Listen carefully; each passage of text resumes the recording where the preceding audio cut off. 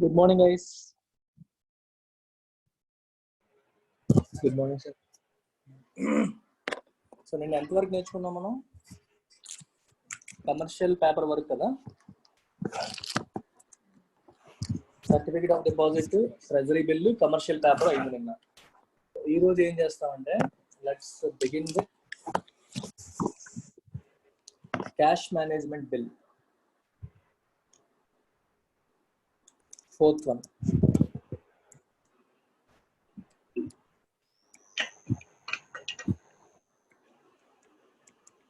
Cash management bill. So what is cash management bill?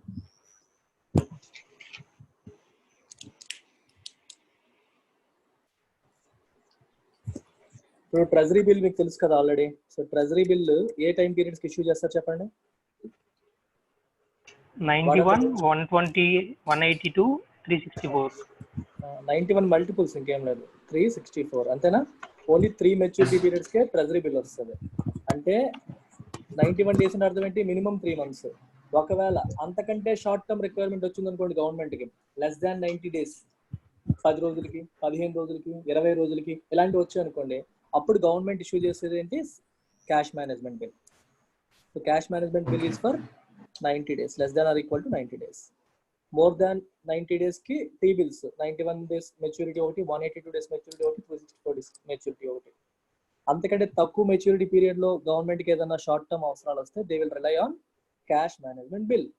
Tea bill ఎలా పనిచేస్తుందో cash management bill exact గా same అలాగే పనిచేస్తుంది. అంటే అర్థం ఏంటి? They are issued at discount rate concept work చేస్తుంది, plus redeemed at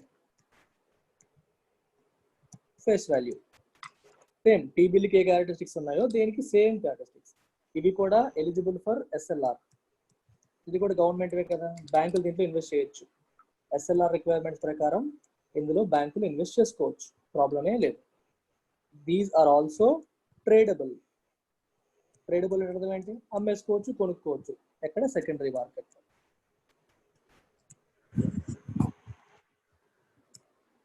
so T బిల్కి ఉన్న అన్ని క్యారెక్టరిస్టిక్స్ కూడా క్యాష్ మేనేజ్మెంట్ బిల్స్ ఉన్నాయి. ఓన్లీ థింగ్ డిఫరెన్స్ ఏంటి టీ బిల్ కి క్యాష్ మేనేజ్మెంట్ బిల్ కి? Time period. టీ బిల్ ఏమో 91, 182, 364. క్యాష్ మేనేజ్మెంట్ బిల్ ఈ strictly for less than 91 days. అంతే. ఏమైనా డౌట్ ఉందా దీంట్లో?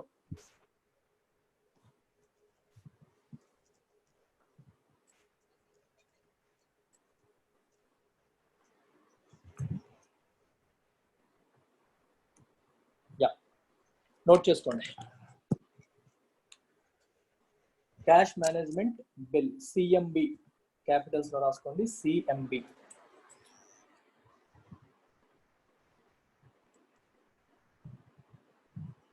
The government of India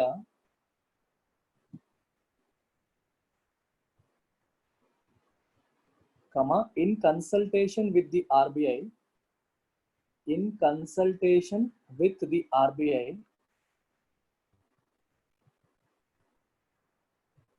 in consultation with the RBI, decided to issue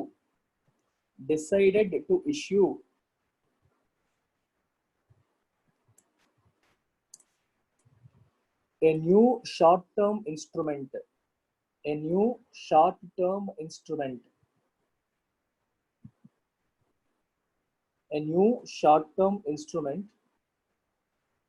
known as cash management bill,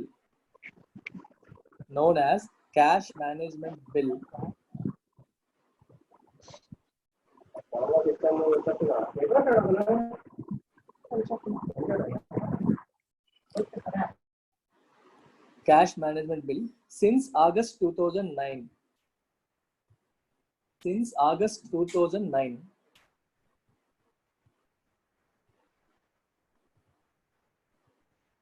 To meet the temporary cash flow mismatches of the government. To meet the temporary cash flow mismatches of the government. అంటే అర్థం ఏంటి? Cash flow miss match అంటే అర్థం ఏంటి? రెవెన్యూకి ఎక్స్పెండిచర్కి మధ్యలోని difference. గవర్నమెంట్కి రావాల్సినంత డబ్బు రాలేదు, ఖర్చు మాత్రం యాజ్ గా అయిపోయింది. సో డిఫరెన్స్ వస్తుంది. అప్పుడు గవర్నమెంట్ ఏం చేయాలి? అప్పు తీసుకోవాలి. సో టెంపరీగా నెక్స్ట్ మంత్ మళ్ళీ రికవర్ అయిపోతుంది. సో టెంపరీగా వాళ్ళకి అవసరమైన అప్పులు తీసుకోవడం కోసం ఏం చేస్తుంది? It will issue cash management bill. Full stop.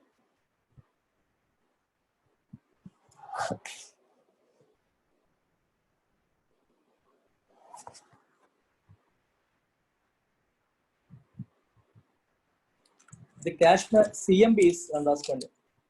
CMBs, the CMBs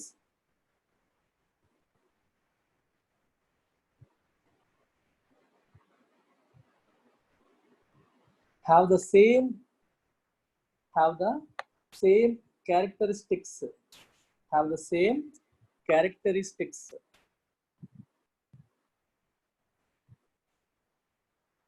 of treasury bills.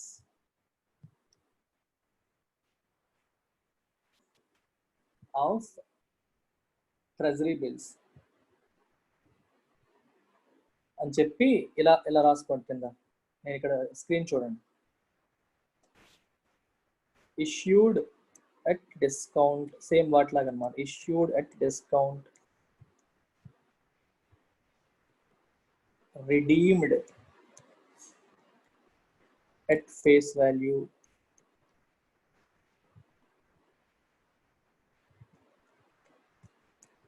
tradable in secondary market,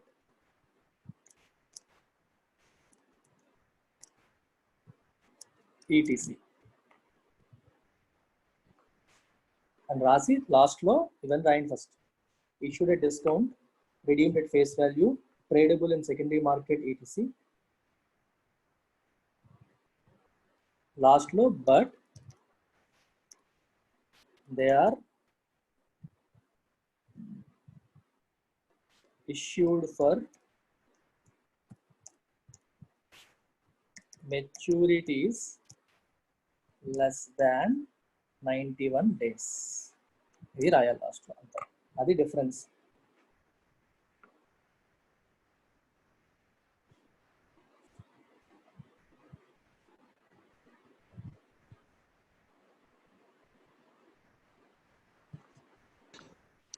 sir sir treasury bill నే అమెండ్ చేసి అయిపోతుండే కదా సార్ షార్ట్ టర్మ్ కి, మళ్ళీ కొత్తది ఎందుకు తేవడం ఇది? అప్పుడు అది ట్రెజరీ బిల్ అవ్వదు కదా.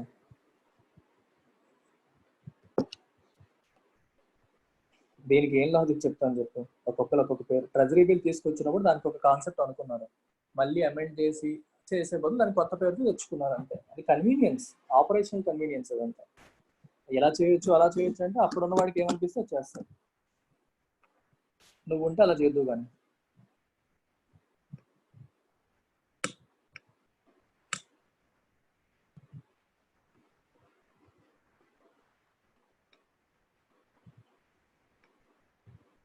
వేరే పేరేమీ లేదు. క్యాపిటల్ మార్కెట్ లో సెకండరీ మార్కెట్ ని స్టాక్ మార్కెట్ అని ఎవరన్నారు? క్యాపిటల్ మార్కెట్ లో సెకండరీ మార్కెట్, బాండ్ మార్కెట్ కూడా ఉంటుంది. అందులో ఈక్విటీస్ కి స్టాక్ మార్కెట్, బాండ్స్ కి corporate bond market.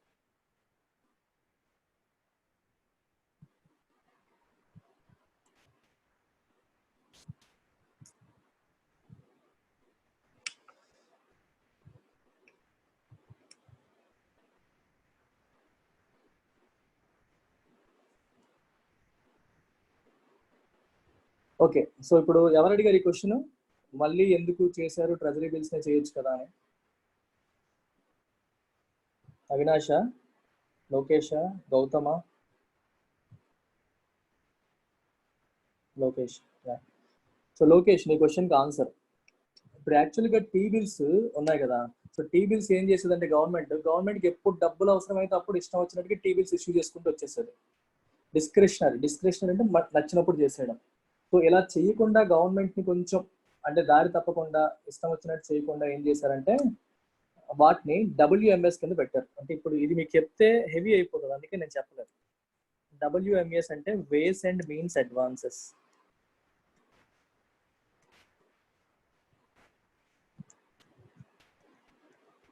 Ways and means advances.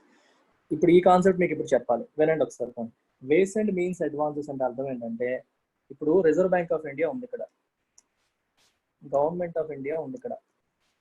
Government of ఇండియాకి ఎప్పుడైనా డబ్బులు అవసరం అయితే, ఇప్పుడులాగే టెంపరీ మిస్ మ్యాచెస్ వచ్చినప్పుడు గవర్నమెంట్ ఆఫ్ ఇండియాకి ఉన్న ఒక మార్గం ఏంటి, they can issue T bill. కానీ ఇన్ రియాలిటీ ఇష్టం వచ్చినట్టు ఇష్యూ చేయకుండా ఏం చేస్తుందంటే, ఆర్బీఐ గవర్నమెంట్ ఆఫ్ ఇండియాకి వేస్ అండ్ మీన్స్ అడ్వాన్సెస్ రూపంలో లోన్ ఇస్తుంది. It's a temporary loan. Okay, అయితే ఈ లోన్ ఊరికే ఇస్తుందా, ఇవ్వదు. గవర్నమెంట్ నుంచి సెక్యూరిటీ తీసుకుంటుంది. ఆ సెక్యూరిటీయే టీ బిల్. అంటే ఆర్బీఐ ఎంత ఇష్యూ చేస్తుందో దానికి తగ్గట్టుగా టీ బిల్స్ తీసుకుంటుంది అన్నమాట సెక్యూరిటీ కింద. అంటే ఇది మీకు కొంచెం అడ్వాన్స్, పబ్లిక్ ఫినాన్స్ చాప్టర్ లో దీని గురించి డీటెయిల్ గా వెళ్తాం మళ్ళీ, అందుకే మీకు ఇప్పుడు చెప్పలేదు. ప్రస్తుతానికి మీరు ఏంటంటే టీ బిల్స్ ఉన్నాయి, సిఎంబీస్ ఉన్నాయి అని మాత్రమే అర్థం చేసుకోండి.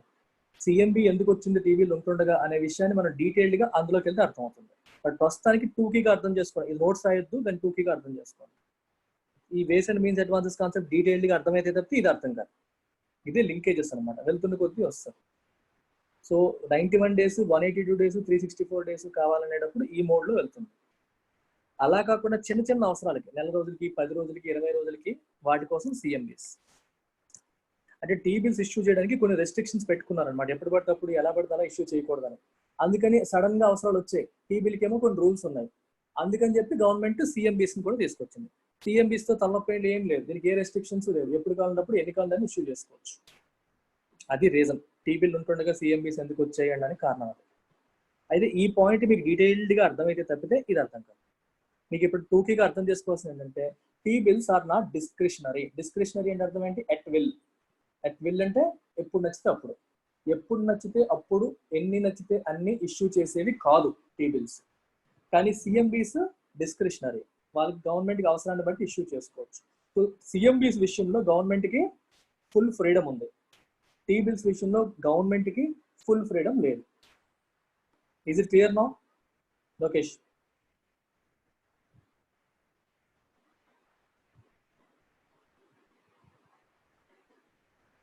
అది కదా. యా, సో ఇప్పుడు ఈ విషయాన్ని మనం ఏంటంటే పబ్లిక్ ఫైనాన్స్, ఇప్పుడు గుర్తుపెట్టుకోండి, ఇది మళ్ళీ పబ్లిక్ ఫైనాన్స్ చాప్టర్ వచ్చినప్పుడు మళ్ళీ వస్తుంది. అప్పుడు వీటి గురించి మనం డెప్త్ లో డీటెయిల్డ్ గా వెళ్తాం. ఓకే, ఇంకో 2 పాయింట్స్ రాయండి. Investment in CMBs, investment in CMBs is considered as an eligible investment. Investment in CMBs is considered as an eligible investment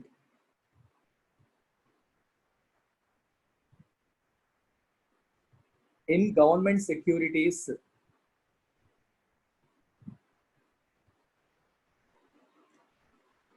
by banks for SLR purpose. SLR అంటే statutory liquidity ratio. For SLR purpose.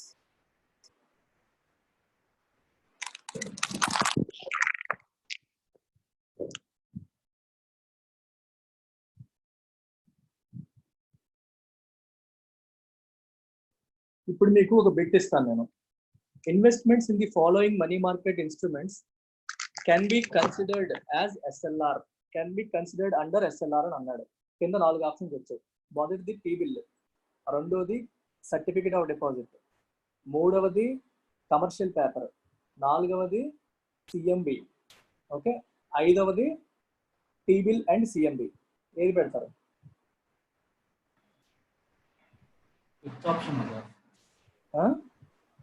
Option. T bill CMB రెండు government issue చేసిన securities. So వీటిల్లో పెట్టిన investments మాత్రమే SLR కింద పనికి వస్తాయి. Certificate of deposit ఎవరు ఇష్యూ చేస్తారు? Banks, financial institutions. Banks issue చేసేవి less than 1 year maturity, financial institutions issue చేసేవి more than 1 year maturity. Commercial paper ఎవరు ఇష్యూ చేస్తారు? Private organisations with very high credit ratings. Credit ratings బాగున్న private organisations issue చేసేవన్నీ commercial papers అంటాం. అది మరి private organisation issue చేసే వాటిలో ఇన్వెస్ట్ చేస్తే అది SLR కింద ఎలా వస్తుంది? రాదు. అర్థమైందా? SLR అనేది స్టాట్యూటరీ లిక్విడిటీ రేషియో. అందులో ఆర్బీఐ గైడ్ లైన్స్ ప్రకారం they can invest in government securities, not in private or corporate securities. Gold కానీ క్యాష్ కానీ గవర్నమెంట్ సెక్యూరిటీస్ కానీ ఆ రూపంలో ఉంచాలన్నమాట. ఓకే, ఇది అయ్యింది కదా. నెక్స్ట్ రాయండి. మీకు రమేష్ సింగ్ బుక్ లోంచి చెప్తున్నాను ఈ పాయింట్స్ అన్ని కూడా. It should be noted here that next point సిఎంబిలోనే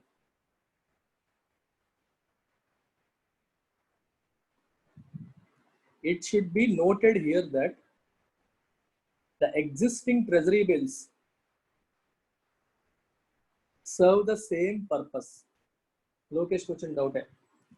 existing treasury bills కూడా సేమ్ పర్పసే కదా, అవి కూడా సెక్యూరిటీస్ కింద పనికి వస్తున్నాయి కదా, అవి కూడా గవర్నమెంట్ మిస్ మ్యాచెస్ హెల్ప్ అవుతున్నాయి కదా. Serve the same purpose comma but as they were put under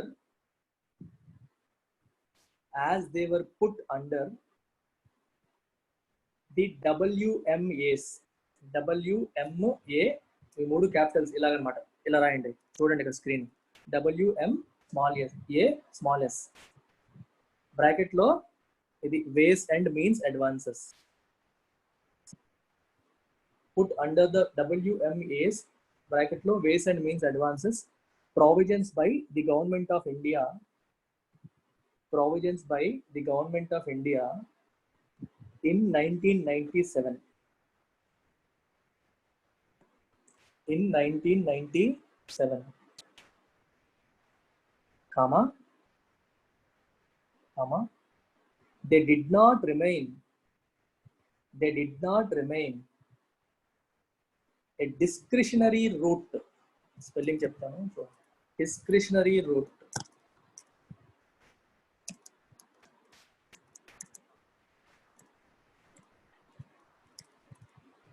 Discretionary route for the government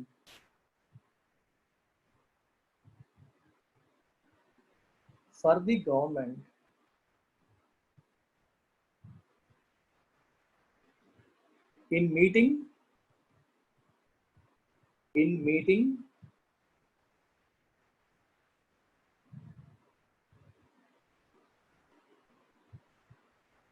its short-term requirements of funds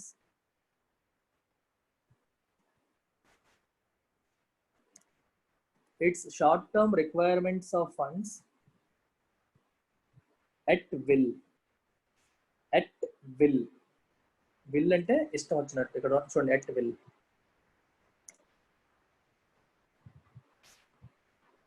so broad గా మీకు అర్థం కావాల్సింది ఏంటంటే WMA ways and means advances రూపంలో reserve bank of India government of ఇండియాకి ఎప్పుడైనా అవసరం అయితే అప్పిస్తుంది. Because reserve bank of India is also a banker to government కి బ్యాంకర్ గా పనిచేస్తుంది. స్టేట్ గవర్నమెంట్స్ కి అప్పులు ఇస్తుంది, సెంట్రల్ గవర్నమెంట్ కూడా అప్పులు ఇస్తుంది. అలా ఇవ్వడానికి ఉన్న మార్గమే వేస్ అండ్ మీన్స్ అడ్వాన్సెస్. అయితే వేస్ అండ్ మీన్స్ అడ్వాన్సెస్ ద్వారా ఎంత అప్పు ఇవ్వచ్చు అనేది మ్యూచువల్ గా రిజర్వ్ బ్యాంక్ ఆఫ్ ఇండియా మరియు గవర్నమెంట్ ఆఫ్ ఇండియా కూర్చొని డిసైడ్ చేస్తాయి ప్రతిసారి కూడా. మీకు 20 లక్షల కోట్ల ప్యాకేజ్ లో భాగంగా ఇంతకుముందు రిజర్వ్ బ్యాంక్ ఆఫ్ ఇండియా చాలా డెసిషన్స్ తీసుకుంది. నేను చాలా ఎడిటోరియల్స్ లో కవర్ చేశాను. అది తీసుకునే డెసిషన్స్ లో కూడా వేస్ అండ్ మీన్స్ అడ్వాన్సెస్ ద్వారా స్టేట్ గవర్నమెంట్స్ కి మరియు సెంట్రల్ గవర్నమెంట్స్ కి రిజర్వ్ బ్యాంక్ ఆఫ్ ఇండియా ఇచ్చే లిమిట్ ని ఎన్హాన్స్ చేశారు. అంటే అప్పుని ఎన్హాన్స్ చేశారు. స్టేట్ గవర్నమెంట్స్ అన్ని కూడా ఇబ్బందులు పడుతున్నాయి, ఫండ్స్ లేవు.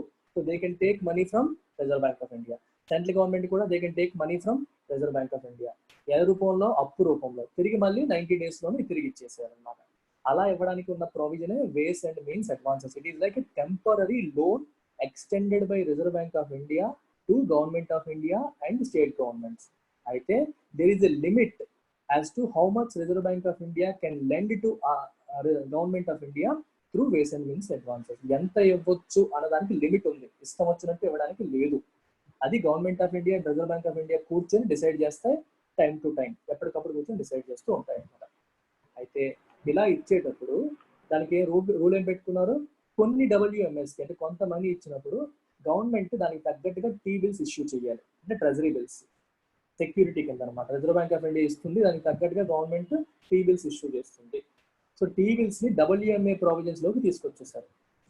సో గవర్నమెంట్ దగ్గర ఇష్యూ చేసిన టీ బిల్స్ ని రిజర్వ్ బ్యాంకే ఇష్యూ చేస్తుంది గవర్నమెంట్ తరఫున. అవి రిజర్వ్ బ్యాంక్ తీసుకుని గవర్నమెంట్ కి డబ్బులు ఇస్తుంది అనమాట. అలా జరుగుతుంది కదా. అందుకని టీ బిల్స్ కి టీ బిల్స్ ని WMA ప్రొవిజన్స్ లో కలిపేశారు. చెప్పండి. రిజర్వ్ బ్యాంక్ అనేది ఇండిపెండెంట్ బాడీ ఆర్ గవర్నమెంట్ కింద ఉంది సార్? ఇండిపెండెంట్ అంటే గవర్నమెంట్ తో సంబంధం లేకుండా ఏమైనా ఉంటాయా? పాసిబులా? It has its own independence, but government is the owner కదా దేంట్లోనైనా సరే. Everything is under the government only, but it functions independently. దాని ఫంక్షనింగ్ అనేది ఇండిపెండెంట్ గా జరుగుతుంది. కానీ దాని రిజర్వ్ బ్యాంక్ లో వాటాదారు ఎవరంటే మళ్ళీ గవర్నమెంటే కదా. అది వేరే దేశం నుండి వచ్చింది కాదు కదా, మన దేశానిదే కదా. ఫంక్షనింగ్ అంతా ఇండిపెండెంట్ గానే జరుగుతాయి.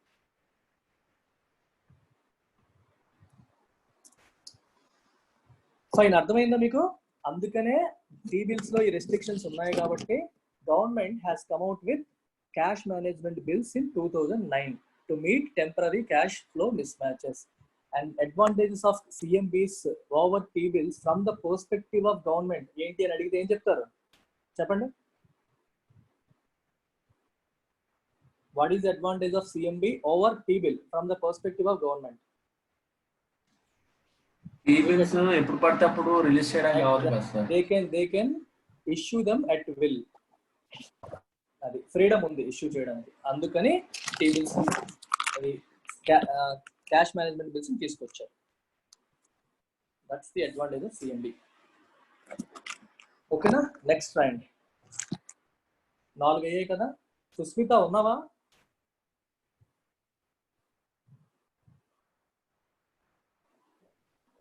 హలో సుస్మిత, డౌట్స్ ఏమైనా ఉంటే అడుగుతూ ఉండు. Okay sir. Okay. Fine. Next రాయండి. Commercial bill 5th.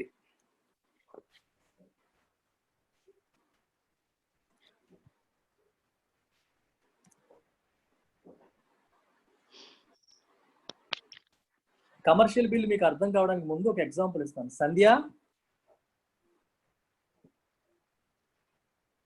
సంధ్య ఉన్నావా? ఉన్నాను సార్. ఓకే, అర్థమవుతున్నాయా?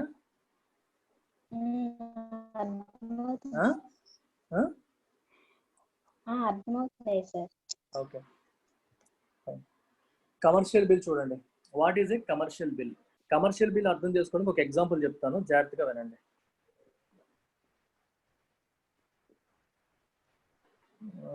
ఒక 2 కంపెనీస్ తీసుకుందాం. యాపిల్, ఇది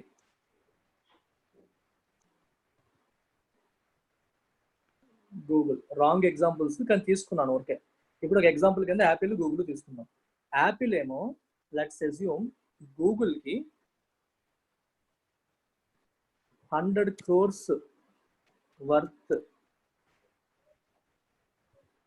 గుడ్స్ అమ్మింది అనుకోండి. యాపిల్ ఏమో గూగుల్ కి 100 crores వర్త్ గుడ్స్ అమ్మింది. ఓకే, అమ్మిన తర్వాత సో గూగుల్ ఉన్న ప్లేస్ వేరు, యాపిల్ ఉన్న ప్లేస్ వేరు. సో యాపిల్ ఏమో గూగుల్ కి షిప్మెంట్ చేసింది. షిప్మెంట్ అంటే కొరియర్ చేసింది. అంటే ఫర్ ఎగ్జాంపుల్ 2 దూర ప్రాంతాల్లో ఉన్నాయనుకోండి, ఒక వాడ ద్వారానో, ఫ్లైట్ ద్వారానో, ఎక్కడ ద్వారానో, దేని ద్వారానో షిప్మెంట్ చేసింది అనుకుందాం. ఓకే, ఇప్పుడు యాపిల్ 100 కోట్ల వస్తువులు, రూపాయా 2 రూపాయల, గూగుల్ డబ్బులు ఇవ్వకుండా ఇచ్చేయచ్చా? ఇవ్వదు. ఓకే, గూగుల్ 100 కోట్ల రూపాయలు వస్తువులు రాకుండా ఇచ్చేస్తాయా? ఇవ్వదు. సో ఇద్దరికి రిస్కే. సో జనరల్గా ఏమనుకుంటాయంటే క్రెడిట్ సేల్స్ జరుగుతాయి. మనకి తెలుసు కదా, క్రెడిట్ అంటే అర్థం ఏంటి? డబ్బులు ఇప్పుడే ఇవ్వక్కర్లా, 3 నెలల తర్వాత ఇవ్వచ్చు. కానీ ఇప్పుడే గుడ్స్ అనేవి షిప్ చేస్తారు. ఎందుకు చేస్తారు? అలా చేయడం వల్ల మనకి బిజినెస్ నడుస్తూ ఉంటుంది, ఎదుటివాడికి ఒక అవకాశం ఉంటుంది. డబ్బులు ఇస్తేనే ఇస్తాను అనుకున్నా కొన్నిసార్లు క్రెడిట్ రూపంలో కూడా అప్పులు ఇస్తూ ఉంటారు. ఇప్పుడు for example let's assume Apple కి గూగుల్ కి మధ్య అగ్రిమెంట్ ఏంటంటే 3 నెలల్లో గూగుల్ ఏమో యాపిల్ కి 100 crores ఇస్తుంది. అది అగ్రిమెంట్ అనుకోండి. అర్థమైందా? అప్పుడు గూగుల్ యాపిల్ కి ఏమిస్తుంది? Commercial bill.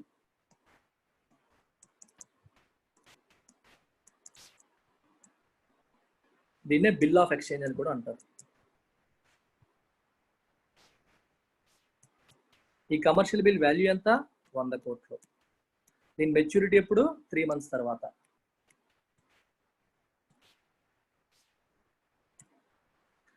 దీన్ని ఎవరు పే చేస్తారు? గూగుల్ పే చేస్తుంది. ఎవరికి పే చేస్తుంది? ఈ కమర్షియల్ బిల్ ఎవరి దగ్గర ఉంటే వాళ్ళకి పే చేస్తుంది. ఎవరి దగ్గర ఉంటుంది? యాపిల్ దగ్గర ఉంటుంది. ఇంతవరకు స్టోరీ అర్థమైందా? సో యాపిల్ ఏమో 100 కోట్ల వస్తువుని షిప్ చేసింది against this commercial bill issued by Google. Okay, ఇక్కడ బ్యూటీ చూడండి. ఇప్పుడు యాపిల్ చేతిలో ఏముంది? 100 కోట్ల వర్త్ కమర్షియల్ బిల్ యాపిల్ చేతిలో ఉంది. 100 కోట్ల వర్త్ కమర్షియల్ బిల్ యాపిల్ చేతిలో ఉంది. దానికి డబ్బులు ఎప్పుడు వస్తాయి? మనకి 3 నెలల తర్వాత వస్తాయి. ఇప్పుడు యాపిల్కి ఇమీడియట్ గా డబ్బులు కావాలనుకోండి, ఏం చేస్తుంది? యాపిల్ చేతిలో ఏముంది? కమర్షియల్ బిల్ ఉంది. కమర్షియల్ బిల్ కమర్షియల్ బిల్ ని యూజ్ చేసుకోవాలి. ఆ కమర్షియల్ బిల్ యూజ్ చేసి ఎలా వస్తాయి డబ్బులు? కమర్షియల్ బిల్ 3 నెలల తర్వాత మెచ్యూరిటీ ఉంది దానికి. ఇప్పుడు ఇమీడియట్ గా కావాలంటే ఎలాగా? ఇమీడియట్ గా సెకండరీ కావాలంటే మార్కెట్ లో యూజ్ చేసుకోవాలి. Exactly. So they can go to a bank, ఈ కమర్షియల్ బిల్ పట్టుకొని, యాపిల్ ఏమో can go to a bank or secondary మార్కెట్కి వెళ్ళొచ్చు, బ్యాంక్ వెళ్ళొచ్చు. బ్యాంక్ దగ్గరికి వెళ్ళి, బాబు ఈ సిబి నువ్వు తీసుకో, 3 నెలల తర్వాత దీని వాల్యూ 100 కోట్లు, నువ్వు నాకు 3 నెలల ముందే ఇస్తున్నావు కాబట్టి నాకు పోనీ అందులో ఒక 1% కొట్టేసి 99 కోట్లు ఇచ్చేయి అంటాడు. 100 కోట్లు ఇవ్వదు కదా బ్యాంకు, ఎందుకంటే బ్యాంకుకి 3 నెలల తర్వాత 100 కోట్లు వస్తాయి, ముందే 100 కోట్లు ఎందుకు ఇస్తుంది? సో 99, 98 ఎంతో కొంత అప్రాక్సిమేట్ గా లెక్కేసుకొని నాకు ఇచ్చేయని చెప్పి యాపిల్ బ్యాంకు మాట్లాడుకుంటాయి. మీరు అబ్జర్వ్ చేశారా? Again it is discount. కొనేటప్పుడు డిస్కౌంట్ అవుతుంది. మన దానికి బ్యాంక్ ఎప్పుడు కొంటుంది కదా, బ్యాంక్ 98 కోట్లు పెట్టి కొనుక్కుంటుంది కమర్షియల్ బిల్ని. దాని మెచ్యూరిటీ అంతా 100 కోట్లు. It is buying at discount, redeeming at face value. మీకు మనీ మార్కెట్ మొత్తం ఆ కాన్సెప్ట్ అలా కంటిన్యూ అవుతుంది. అన్నిట్లో కూడా you by at discount, redeem at face value. Commercial bill యొక్క ఫేస్ వాల్యూ ఎంత? 100 కోట్లు. బ్యాంక్ కానీ లేకపోతే సెకండరీ మార్కెట్లో ఎవరైనా కొన్నా సరే వాళ్ళు ఏ రేటుకి కొంటున్నట్టు? 98కో 97కో ఆక్షన్ జరుగుతుంది. బాబు 3 నెలలకి ఇది ఉంది, మీరు ఎంత ఇస్తారు? ఆక్షన్ పెడతారనమాట. ఏదైనా ఇప్పుడు యాపిల్ ఉంది, 100 crores, 3 months టైం పీరియడ్ ఉంది. యాపిల్ వాడు అంటాడు నా పాట 99 crores అని చెప్పి యాపిల్ వాడు సెల్ ఆర్డర్ పెడతాడు. ఇక్కడ బయ్యర్స్ ఉంటారు, right side left side buyers ఉన్నారు అనుకోండి. బయ్యర్ వచ్చి నేను 98 ఇస్తానని ఒకడు వచ్చి ఆక్షన్ పెట్టాడు, ఇంకొక 97 ఇస్తాను అంటాడు, ఇంకొక 96 అంటాడు.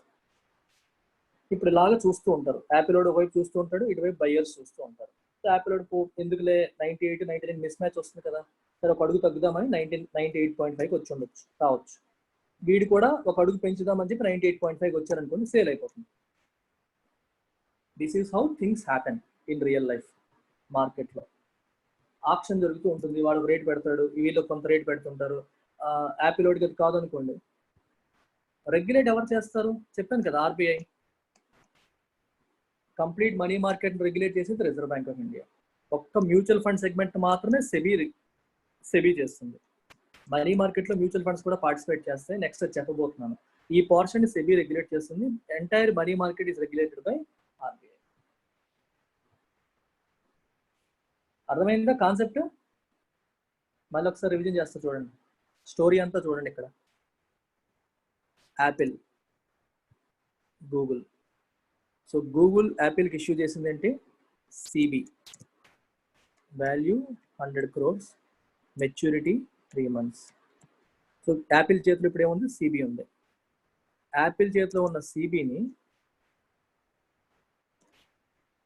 ఏదన్నా బ్యాంక్ దగ్గరికి వెళ్ళి వాళ్ళకి ఇచ్చేయచ్చు. ఇది యాక్చువల్గా యాపిల్ చేతిలో ఉంది 100 crores, కానీ బ్యాంక్ ఎంత పే చేస్తుంది ఇమీడియట్ గా చేయడానికి? లెట్స్ సే 98 crores పే చేస్తే సిబి కాస్త బ్యాంక్ దగ్గరికి వచ్చేస్తుంది. సో బ్యాంక్ ఏం చేస్తుంది? ఆఫ్టర్ 3 months గూగుల్ దగ్గరికి వెళ్తుంది, సిబిని ప్రొడ్యూస్ చేసి 100 కోట్లు తీసుకుంటుంది. ఈ 2 కోట్లు బ్యాంక్ యొక్క ఇన్కమ్. అర్థమైందా? యాపిల్కి అవసరం అయితే వెళ్తుంది, యాపిల్కి అవసరం లేదనుకోండి 3 నెలలు యాపిలే వెయిట్ చేసి 100 కోట్లు తీసుకుంటుంది. యాపిల్కి మధ్యలోనే అవసరం అయితే it can use that commercial bill, దాన్ని అలా ఉంచేసుకోవాల్సిన పని లేదు, సెకండరీ మార్కెట్లో దాన్ని ట్రేడ్ చేయొచ్చు అని అర్థం. You can sell it in the secondary market or you can go to any bank of your choice. ఆ బ్యాంక్ ఈ విషయాల్లో డీల్ చేస్తుంది అనుకోండి, బ్యాంక్ కి ఎక్సెస్ క్యాష్ ఉంది, సరే ఇది తీసుకొని మనం మళ్ళీ ఎక్స్పాండ్ చేసుకుని మనకు డబ్బులు వస్తాయి కదా అని చెప్పి బ్యాంక్ కూడా ఇందులో ఇన్వాల్వ్ అవ్వచ్చు. This is the concept of commercial bill. ఇప్పుడు మీకు అడుగుతాను, ఇష్యూ చేసిన గూగులే కొనుక్కోవచ్చా సార్? కొనుక్కోవచ్చు, ఎందుకు కొనుక్కోకూడదు? వాళ్ళ ఇష్టం అది. డబ్బులే ఉంటే గూగుల్ ఎందుకు కమర్షియల్ బిల్ ఇష్యూ చేస్తుంది? సార్ ఇది డిస్కౌంట్ రేట్ గా ఇంట్రెస్ట్ కదా sir? Google commercial bill issue చేస్తుంది కదా సార్ యాపిల్ కి, అది ఇప్పుడు 100 crores వర్త్ కమర్షియల్ బిల్ కదా సార్? అవును. ఇప్పుడు యాపిల్ దాన్ని 95 crores అలా కొనుక్కుంటుందా 100 crores కొనుక్కుంటుందా? కొనుక్కోవడం డిస్కౌంట్ యాపిల్ రేట్ యాపిల్ కొంటుందండి. అక్కడ ఆలోచించి ఒకసారి యాపిల్ కొన్నదా? అంటే మనీ యాపిల్ కి గూగుల్ ఇస్తుంది రావాల్సింది కదా. అది. అది యాపిల్ కి ఆహా, రావాల్సింది. ఓకే ఓకే ఎందుకు కొంటది? ఓకే ఓకే ఓకే యాపిల్ దగ్గర వేరే వాళ్ళు కొంటారు. యాపిల్ వస్తువులు ఇచ్చింది కదా గూగుల్ కి. ఓకే. అంటే యాపిల్ గూగుల్ కి వస్తువులు ఇచ్చింది. ఆ వస్తువులు అవును. ఇచ్చినందుకు గూగుల్ ఇచ్చిన ప్రామిసరీ నోట్, మనకి తెలుగులో ప్రామిసరీ మనకు అంటారు కదా ప్రామిసరీ నోట్ అని. I promise to pay this Yeah. Much money after this. Promissory note లాంటిది అనమాట. It is like unsecured promissory note. Okay. అది మన ఊర్లలో ప్రామిసరీ నోట్ అంటాం. సేమ్ లైక్ మీ దగ్గర వస్తువులు తీసుకున్నాను నేను, ప్రామిసరీ నోట్ ఇచ్చేస్తాను. I promise to pay this much amount after 3 months or 4 months అని పెట్టేసి ఇచ్చేస్తాను. సో గూగుల్ ఇష్యూ చేసిందంటే గూగుల్ యాపిల్కి అమ్మట్లా. యాపిల్ దగ్గర వస్తువులు తీసుకున్నందుకు అది ఇచ్చింది. ఇప్పుడు యాపిల్ దాన్ని అమ్ముతుంది. యాపిల్ అమ్ముతున్నప్పుడు it is offering at discount. 100 కోట్ల వాల్యూ 3 నెలల తర్వాత. కానీ ఇప్పుడు యాపిల్ 100 కోట్లకి అమ్ముతారంటే ఎవడు కొండు. ఎందుకంటే దాని వాల్యూ యాజ్ ఆఫ్ టుడే 100 కోట్లు కాదు, 3 నెలల తర్వాత 100 కోట్లు. ఇప్పుడు ఎవడన్నా కొంటే 98కో 97కో 99కో వాళ్ళ ఆక్షన్ బట్టి, వాళ్ళ అవసరాలు బట్టి, దాని మార్కెట్ డిమాండ్ సప్లై సిచ్యువేషన్స్ బట్టి కొనుక్కుంటారు. ఆ డిఫరెన్స్ ఇన్కమ్ ఏదైతే ఉందో that's the income for the buyer. ఆ buyer could be bank or any other company. Okay, cool, అర్థమైపోయింది. చాలు, నాకు నోట్స్ చెప్తాను ఇప్పుడు, రాయండి.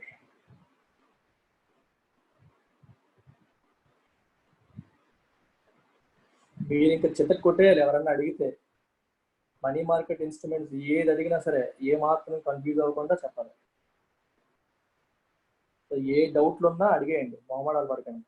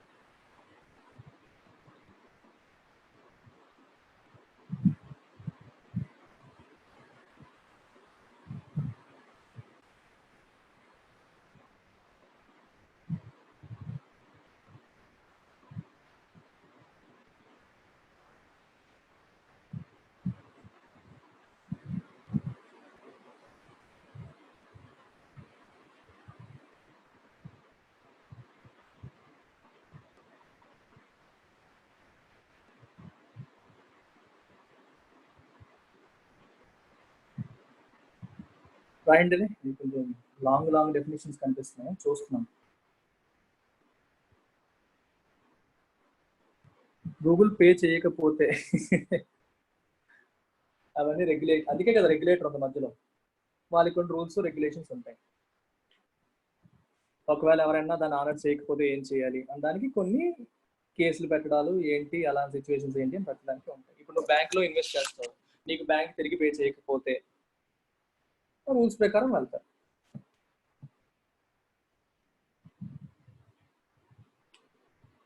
Right. A commercial bill or a bill of exchange, దీన్ని బిల్ ఆఫ్ ఎక్స్చేంజ్ అని కూడా అంటారు.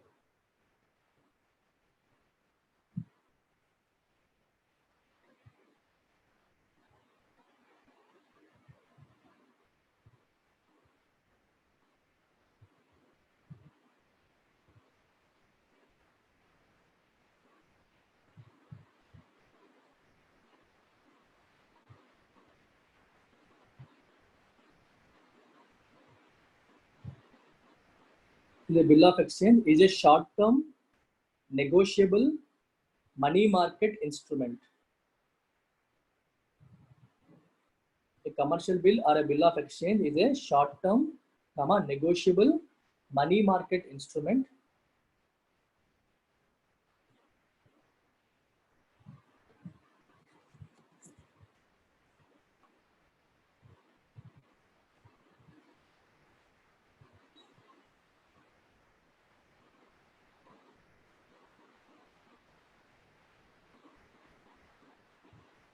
which evidences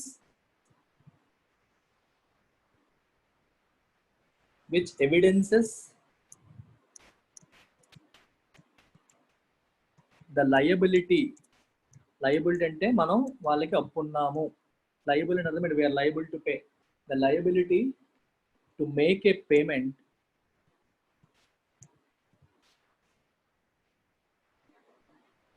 on a fixed date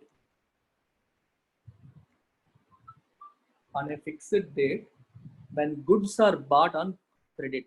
When goods అంటే వస్తువులు are bought on credit, వస్తువులు అప్పు మీద కొన్నప్పుడు.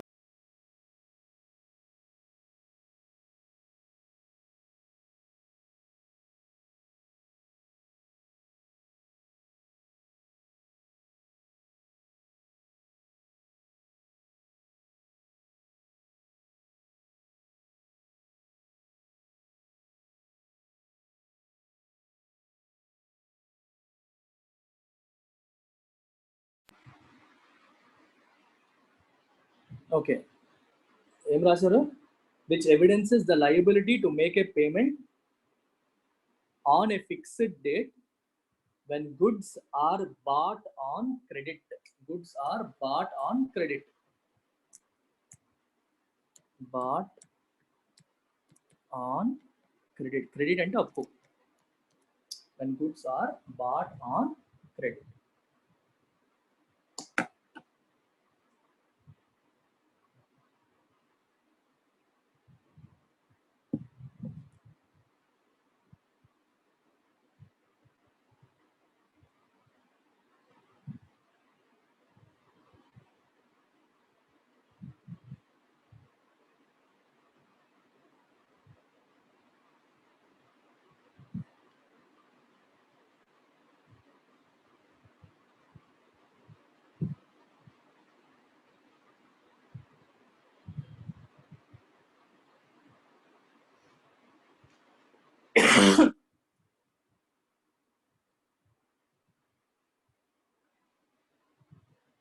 Maturity period of the bill may vary from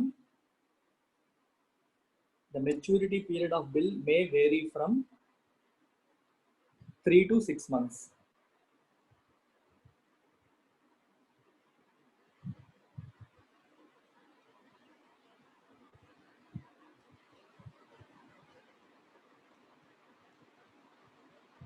Maturity period may vary from 3 to 6 months.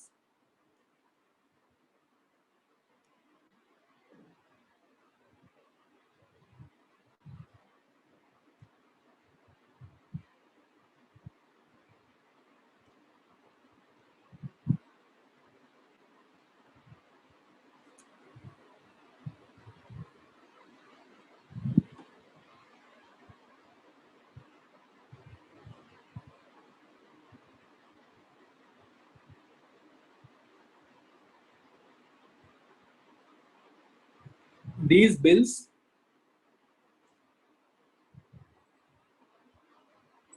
bills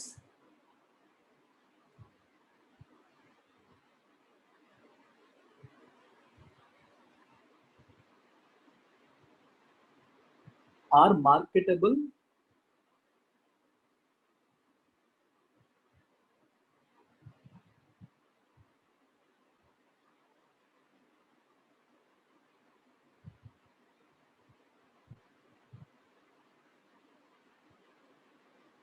ఈ పాయింట్ మీరు క్లియర్ గా రాసుకోండి. ఏం రాస్తారంటే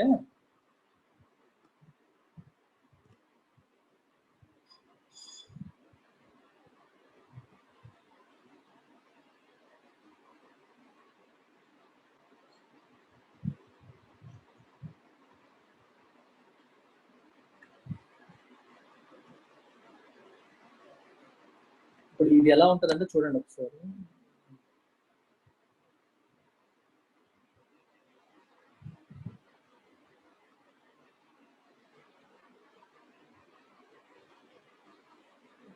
ఇప్పుడు ఏంటంటే వీటి గురించి ఏ పుస్తకాల్లో కూడా డీటెయిల్గా ఇవ్వలేదు. ఈవెన్ రమేష్ సింగ్ బుక్ లో కూడా చిన్న 2 ముక్కలు రాశాడు, వీళ్ళు ఇష్యూ చేస్తారు వాళ్ళు ఇష్యూ చేస్తారని. నేను అందుకే రీసెర్చ్ చూడండి ఒకసారి ఎలా అవుతుంది. మనకి ఏమవుతుందంటే ఇది యాపిల్ అన్నాను, ఇది గూగుల్ అన్నాను. యాపిల్ ఏమో గూగుల్ కి గుడ్స్ సప్లై చేసింది. సో గూగుల్ ఏమో యాపిల్కి 100 కోట్ల, ఇక్కడ కమర్షియల్ బిల్ అనకూడదు, ట్రేడ్ బిల్ ఇచ్చింది. ట్రేడ్ బిల్ ఇచ్చింది అనుకున్నాం. ఇప్పుడు ఇది 3 months పీరియడ్ ఉంది. సో యాపిల్ ఏమో 3 months వెయిట్ చేసి 100 కోట్లని గూగుల్ దగ్గర తీసుకోవచ్చు. లేకపోతే యాపిల్కి ఉన్న ఇంకొక ఆప్షన్ ఏంటి, it can give it to a bank. ఎవరి banks? Commercial bank. Any of the commercial బ్యాంక్స్కి ఇవ్వచ్చు. ఇచ్చి నాకు ఇమీడియట్గా డబ్బులు ఇచ్చేయండి అని చెప్పి అడగచ్చు. అప్పుడు ఒకవేళ బ్యాంక్స్ దీన్ని యాక్సెప్ట్ చేస్తే, ఈ కమర్షియల్ బిల్ని, ఈ ట్రేడ్ బిల్ని బ్యాంక్స్ యాక్సెప్ట్ చేసి వీళ్ళకి ఒక 95 కోట్లు ఎంతో ఇచ్చేసాయి అనుకోండి, దెన్ ఇట్ బికమ్స్, ఇది కమర్షియల్ బ్యాంక్, ఇది సిబి అంటే, then it becomes commercial bill. అప్పుడు అది కమర్షియల్ బిల్గా మారుతుంది. సో బ్యాంక్స్ ఏం చేస్తున్నాయి? డిస్కౌంట్ చేస్తున్నాయి. డిస్కౌంట్ చేసి కొనుక్కుంటున్నాయి. కొనుక్కొని అప్పుడు అది కమర్షియల్ బిల్గా మారుతుంది అన్నమాట. ఇది కదా. అంటే కమర్షియల్ బ్యాంక్ ట్రేడ్ బిల్ని యాక్సెప్ట్ చేస్తే it becomes a commercial bill. 2 కంపెనీల మధ్యలో ఉన్నంత వరకు దాన్ని ట్రేడ్ బిల్ అని చెప్పాలి. దాన్ని బ్యాంక్కి ఇచ్చినప్పుడు బ్యాంక్ దాన్ని యాక్సెప్ట్ చేసి డిస్కౌంట్ చేసి మనీ ఇస్తే then it becomes commercial bill అని చెప్పి ఇక్కడ మనకి రాశారు. సో ఈ కమర్షియల్ బిల్ ఎవరు ఇష్యూ చేస్తారైతే బ్యాంక్స్ ఇష్యూ చేస్తాయి. మీకు ఎవరైనా అడిగితే ఎవరు ఇష్యూ చేస్తారని చెప్పాలి? బ్యాంక్స్ ఇష్యూ చేసినట్టు. Is it clear? అంటే బ్యాంక్ ఇన్వాల్వ్ అయిన తర్వాత అది కమర్షియల్ బిల్ అవుతుంది. ఎవరెవరు చేయొచ్చు అది? All India financial institutions, cooperative banks, merchant banks, commercial banks, NBFCs, non banking finance companies, mutual funds, వీళ్ళందరూ కూడా చేయొచ్చు. వాళ్ళు చేసిన తర్వాతే అది కమర్షియల్ బిల్ అవుతుంది. అంతవరకు కూడా అది ట్రేడ్ బిల్ కింద ఉంటుంది అన్నమాట. ఆ పేరు మనం గుర్తుపెట్టుకోవాలి. సో మీరు కింద రాయండి, the seller could either wait till the maturity date. The seller could either wait till the maturity date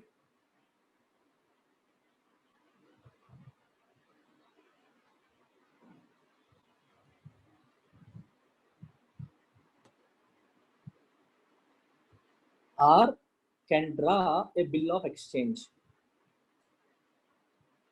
or can draw a bill of exchange.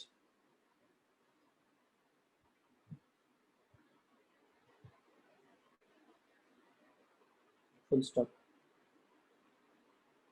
When this bill is accepted by the buyer, when this bill is accepted by the buyer,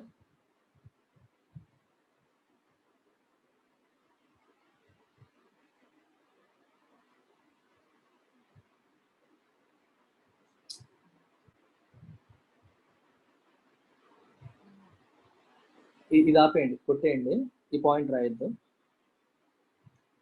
అది కొట్టేసి రండి. If the seller wants the funds before the maturity date, if the seller wants the funds before the maturity date,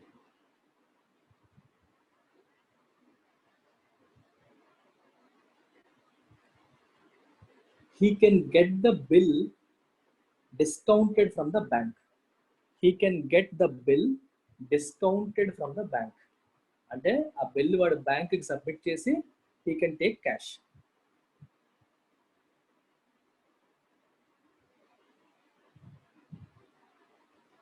If the seller wants the funds before the maturity date, మళ్ళీ repeat చేస్తున్నాను, if the seller wants the funds before the maturity date,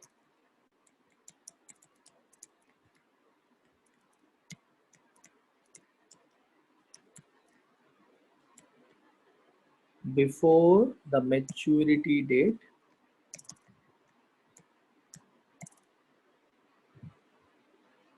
he can get the bill, he can get the bill discounted from the bank.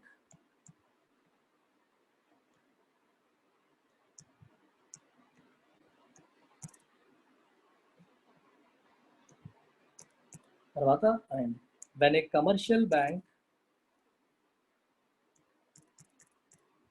accepts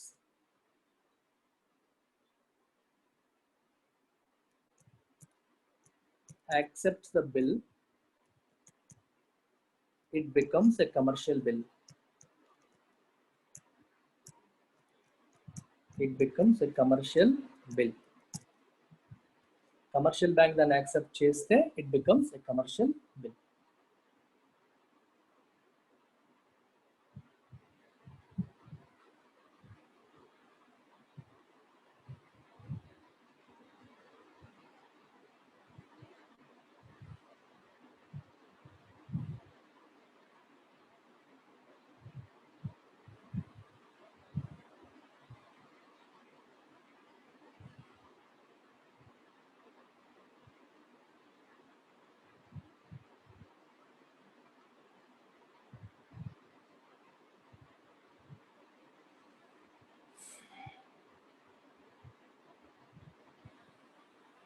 Clear?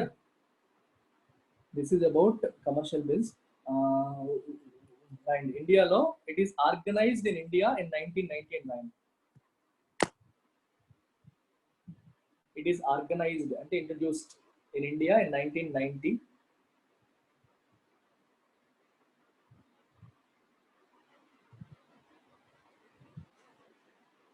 They are issued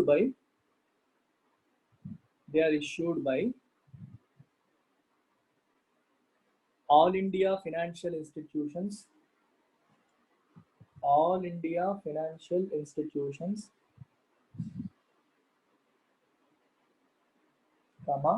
non-banking finance companies. అంటే ఎవరెవరు దీన్ని issue చేయొచ్చు?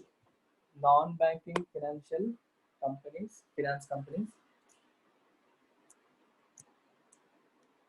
All India Financial Institutions, non-banking financial companies, scheduled commercial banks,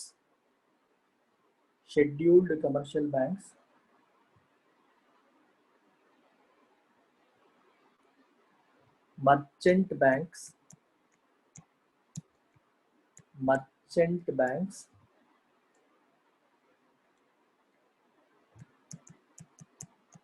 cooperative banks. Banking సెగ్మెంట్కి వెళ్ళినప్పుడు మొత్తం అన్ని తెలుస్తాయి. Cooperative banks and the mutual funds, వీళ్ళందరూ కూడా కమర్షియల్ బిల్ని ఇష్యూ చేయొచ్చు. అంటే ఆ కంపెనీ వీటిలో ఎవరి దగ్గరికి వెళ్ళైనా సరే ఆ ట్రేడ్ బిల్ని సబ్మిట్ చేసి డిస్కౌంట్ చేయమని అడగొచ్చు. వీళ్ళు డిస్కౌంట్ చేసి వాటిని తీసుకొని మెచ్యూరిటీ పీరియడ్ అప్పుడు ఒరిజినల్ వాళ్ళ దగ్గర కొనుక్కోవచ్చు, అదే ఆ డబ్బులు రిడీమ్ చేసుకోవచ్చు అన్నమాట.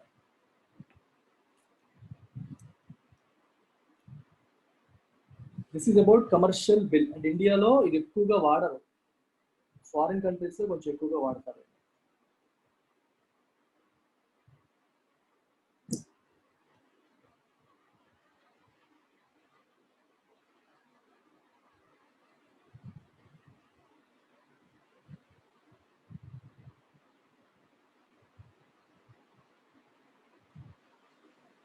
నెక్స్ట్ రండి.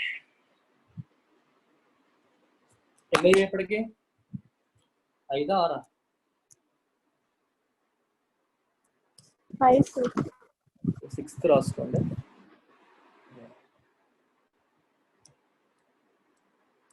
Call money market.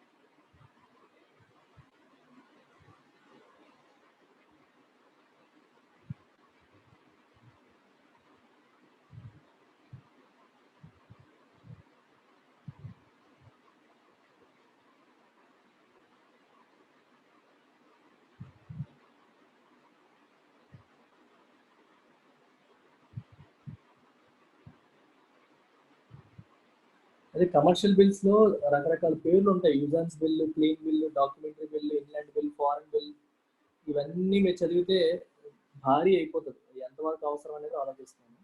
అది పక్కన పెట్టడం సరిపోతుంది. And call money, notice money. Call money market రాసారా?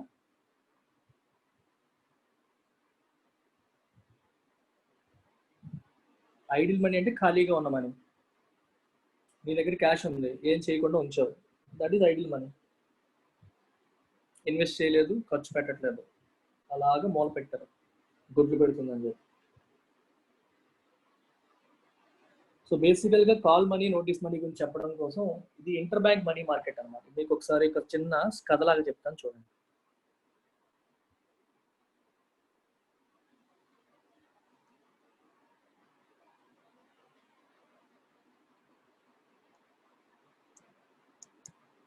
ఇది ఆర్బీఐ అనుకోండి, ఇది ఎస్బీఐ అనుకోండి, ఇదేమో ఐసిఐసిఐ అనుకోండి, ఇది హెచ్డిఎఫ్సి అనుకోండి, ఇది ఇండియన్ బ్యాంక్ అనుకోండి, ఇది కెనరా బ్యాంక్ అనుకోండి.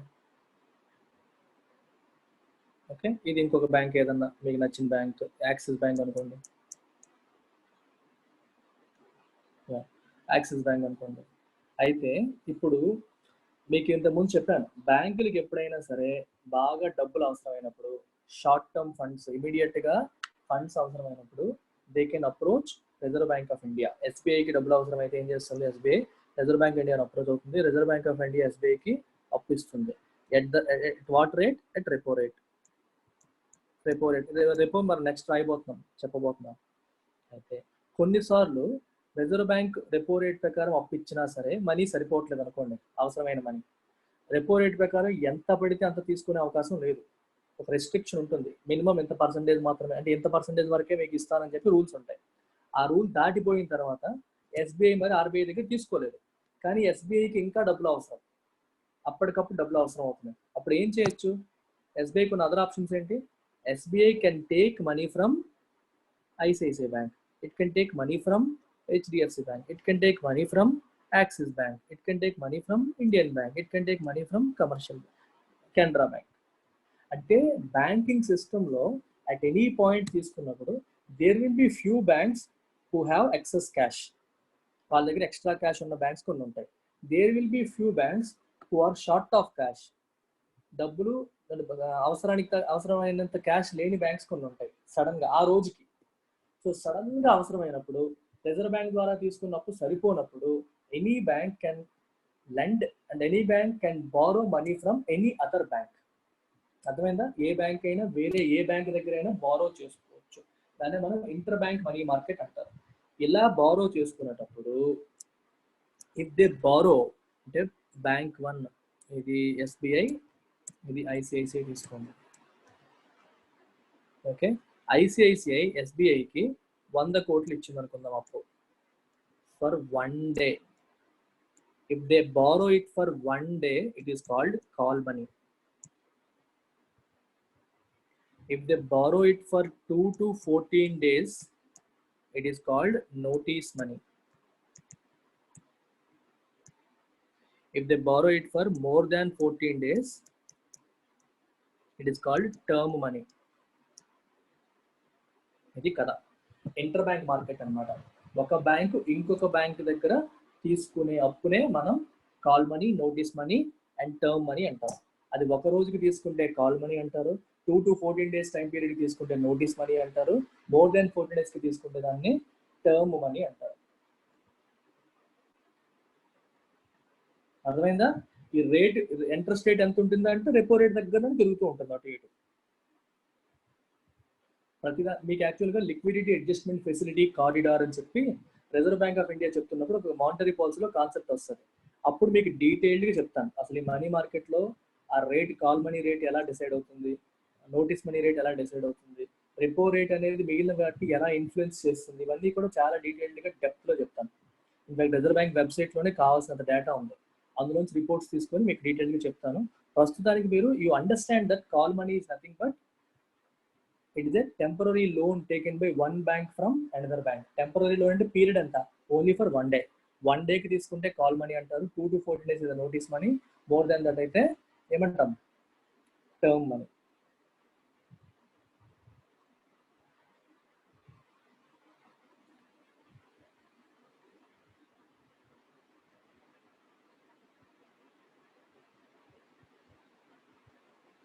రైట్, కాల్ మనీ మార్కెట్ రాశారు కదా, రాసుకోండి కదా. This is basically an inter bank money market.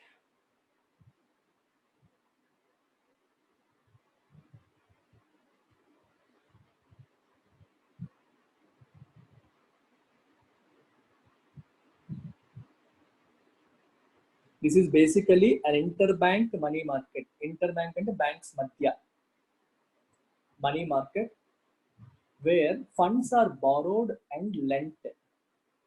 Where funds are borrowed and lent. Lent అంటే LEND, లెండ్ కి past tense lent. Generally for 1 day. Generally for 1 day.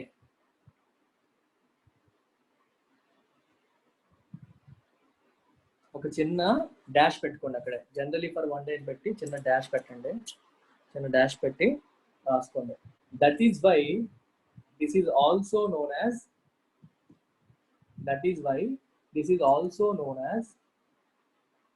overnight borrowing market. Overnight borrowing market. Overnight అంటే ఒక రాత్రికి. Bracket లో also called money at call. Money at call అంటే ఇలా phone కొట్టగానే అలా మనీ ఇచ్చేసినట్టు ఒక రోజు. మనీ ఎట్ కాల్ బ్రాకెట్ లో క్లోజ్ చేశాను.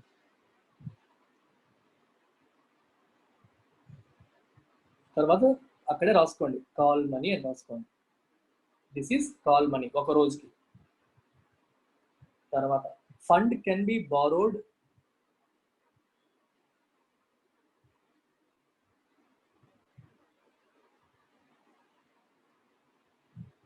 for a period of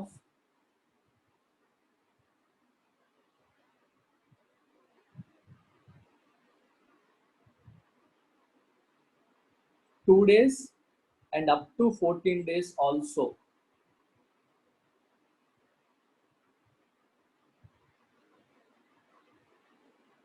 And this is called notice money.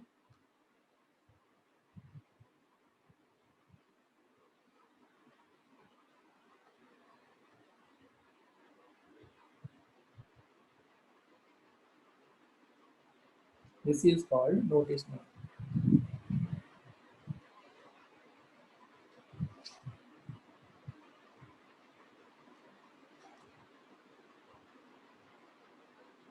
తర్వాత interbank market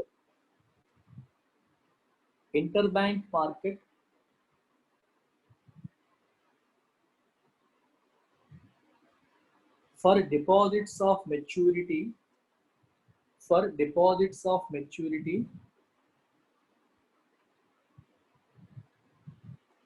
beyond 14 days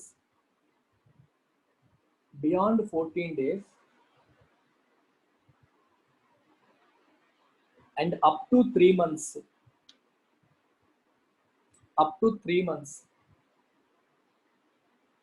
is called term money market. TERM, term money market. So మీకు MCQs ఎలా వస్తాయి? Call money 1 day, notice money 2 to 14 days, term money more than 14 days and up to 3 months.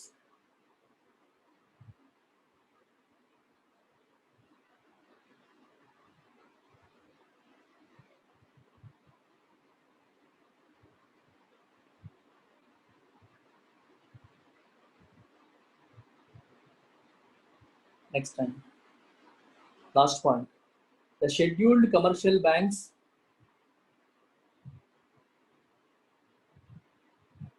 cooperative banks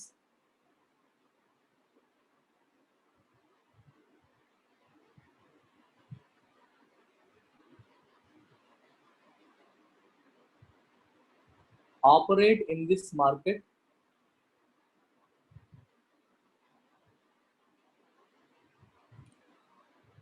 as both the borrowers and lenders.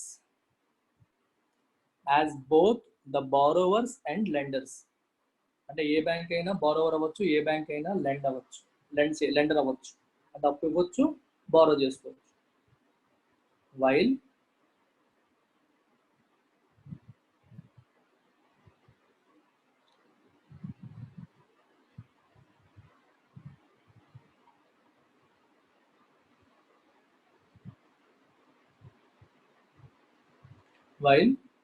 LIC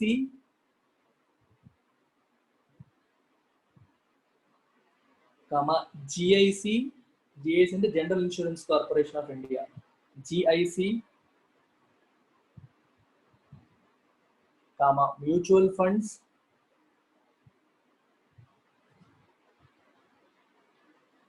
comma IDBI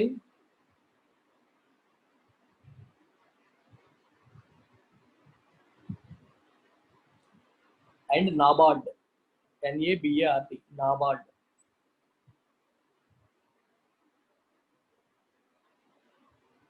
IDBI ఇప్పుడు LIC acquire చేసింది. Are allowed to operate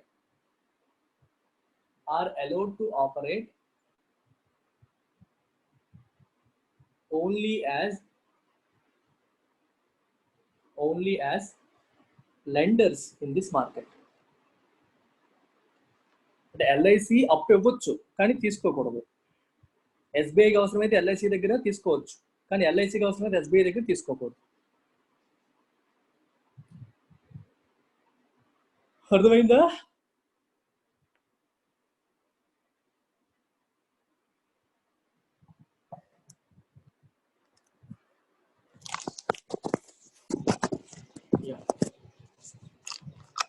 next point, repos and reverse repos. 7th, repos and reverse repos.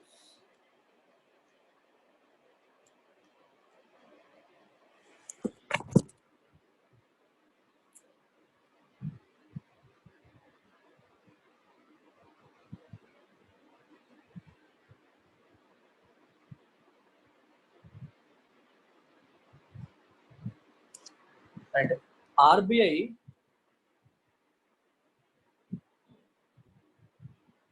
introduced repo in December 1992 and reverse repo in November 1996.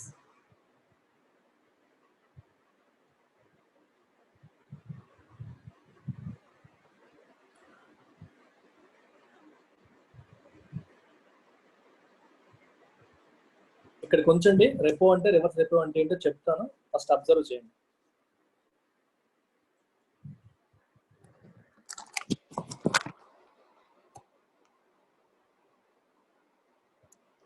Commercial bank, ఇది RBI. Commercial బ్యాంక్కి డబ్బులు కావాలి. So commercial బ్యాంక్కి డబ్బులు కావాలనుకోండి. So commercial బ్యాంక్కి డబ్బులు కావాలి కానీ కమర్షియల్ బ్యాంక్ దగ్గర గవర్నమెంట్ సెక్యూరిటీస్ ఉన్నాయి, తాకట్టు పెట్టడానికి. సో కమర్షియల్ బ్యాంక్ ఏం చేస్తుందంటే it can get in to a repo agreement, repurchase agreement with RBI. అంటే అర్థం ఏంటి? ఆర్బిఐ అంటుంది, ఆర్బిఐ గారు నా దగ్గర చాలా గవర్నమెంట్ సెక్యూరిటీస్ ఉన్నాయి, మీరు ఇవన్నీ నా దగ్గర కొనుక్కోండి. కమర్షియల్ బ్యాంక్కి 100 కోట్లు కావాలనుకోండి. సో కమర్షియల్ బ్యాంక్ ఏం చేస్తుంది, 100 కోట్ల వర్త్ గవర్నమెంట్ సెక్యూరిటీస్ ఆర్బిఐకి అమ్మేస్తుంది. సో ఆర్బిఐ 100 కోట్లు ఇచ్చి దాన్ని కొనుక్కుంటుంది. అర్థమైందా? ఆర్బిఐ దాన్ని 100 కోట్లు ఇచ్చి కొనుక్కుంటుంది. అయితే అక్కడ ఏముంటుంది, with and agreement to repurchase them. అంటే అర్థం ఏంటి, కమర్షియల్ బ్యాంకు ఆర్బిఐకి వీటిని అమ్మింది కానీ with an agreement to repurchase them, మళ్ళీ నేనే తిరిగి కొనుక్కుంటాను అని చెప్పి అమ్ముతోంది. అర్థమైందా? With an agreement to repurchase them at a higher rate. అదే రేట్కి ఎందుకు ఉంటుంది మళ్ళీ? హయ్యర్ రేట్కి ఉంటేనే కదా రిజర్వ్ బ్యాంక్ లాభం. రిజర్వ్ బ్యాంక్ ఇప్పుడు కమర్షియల్ బ్యాంక్ ఎంత ఇచ్చింది, 100 కోట్లు ఇచ్చింది. ఓకే, 4% అనుకోండి interest rate.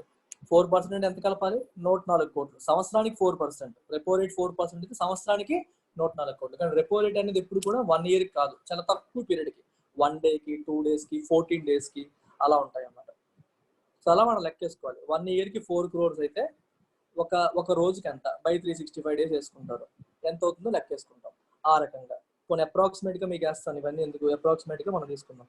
With an agreement to repurchase at higher price let's say 100.14 crores అనుకోండి. అంటే ఈ 0.14 crores ఏంటి, రిజర్వ్ బ్యాంక్ వచ్చే లాభం లేదా వడ్డీ.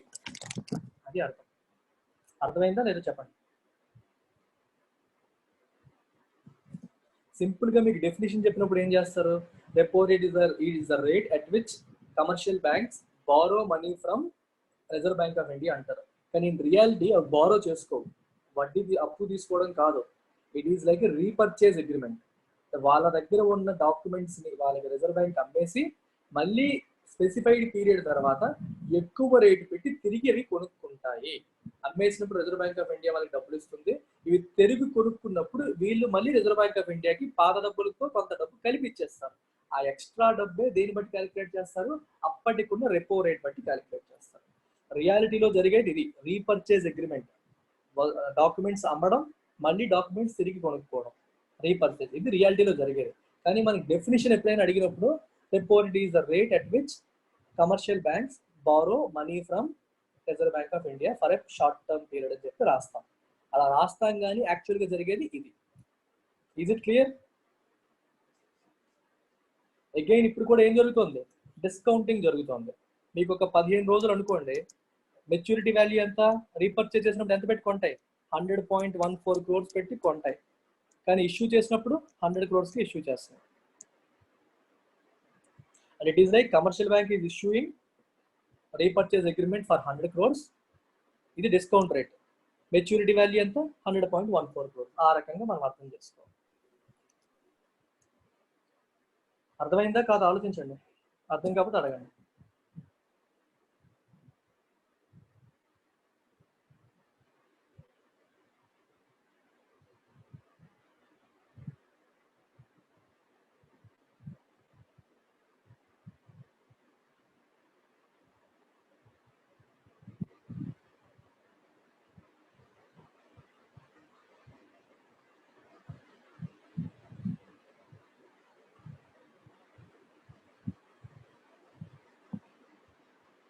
ఏంటవుతుంది? ఒక రకంగా ఇంట్రెస్ట్ రేట్ లాంటిదే, కానీ అది మనీ మార్కెట్ ఇన్స్ట్రుమెంట్. ఎందుకంటే లెస్ దాన్ 1 year కాబట్టి ఆపరేట్ చేయడం డిస్కౌంటింగ్ లాగా జరుగుతుంది. కానీ రెపో రేటే మొత్తం సిస్టంలో ఇంట్రెస్ట్ రేట్స్ ని సెట్ చేస్తుంది.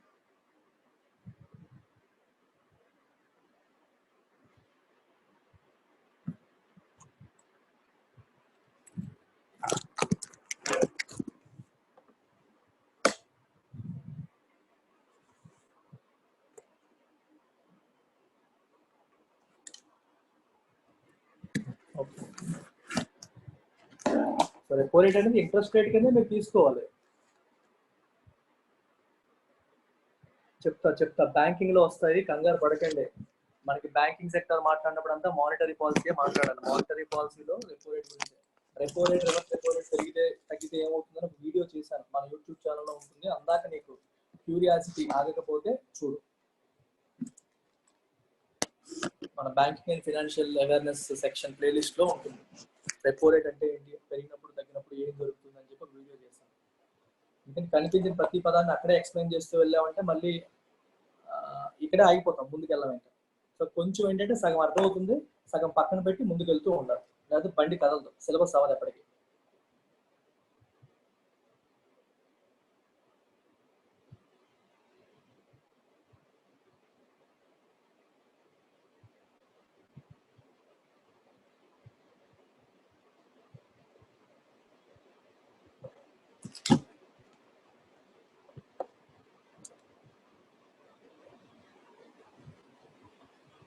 Right.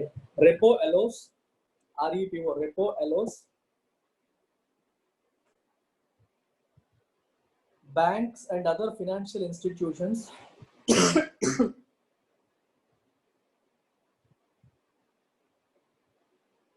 to borrow money from the RBI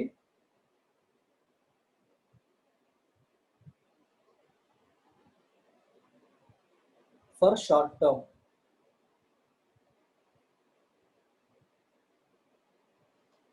Bracket lo రాయండి, bracket లో by selling government securities to the RBI, by selling government securities to the RBI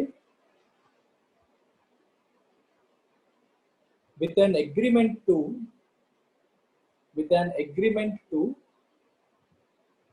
repurchase them at a higher rate. at a higher price with an agreement to repurchase them at a higher rate.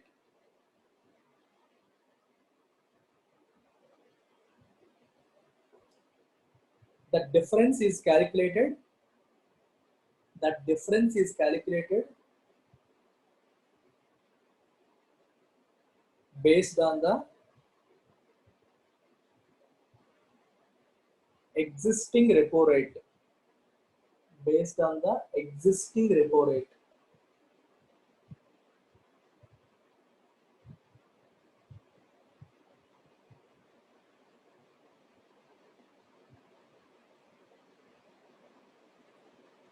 Full stop.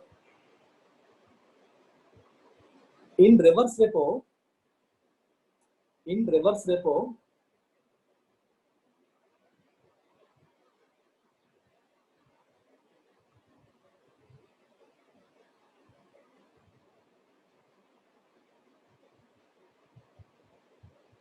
banks and financial institutions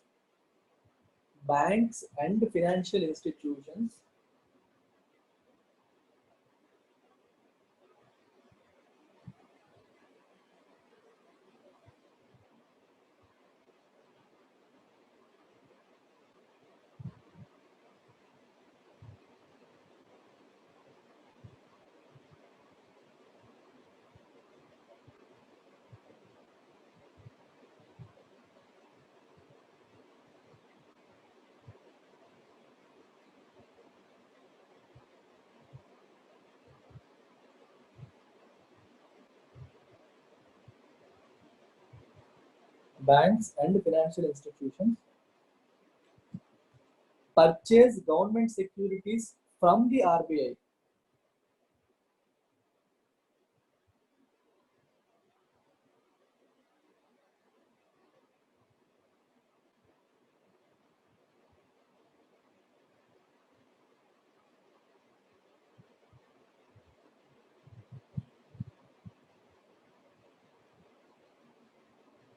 With an agreement that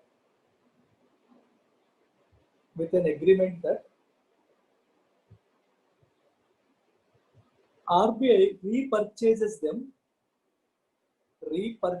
them at a higher rate.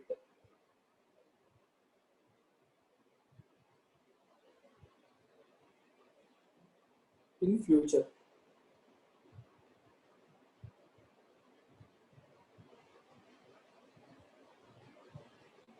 And this difference is calculated based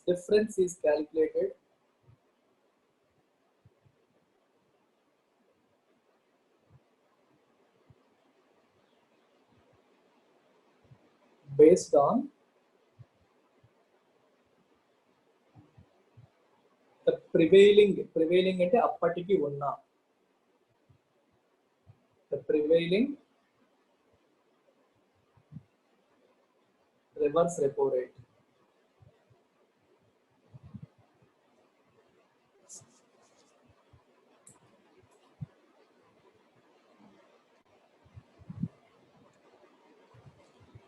చూడండి reverse repo ఏం జరుగుతుంది చూడండి ఇక్కడ రాస్తున్నాను. ఇది commercial bank, ఇది RBI.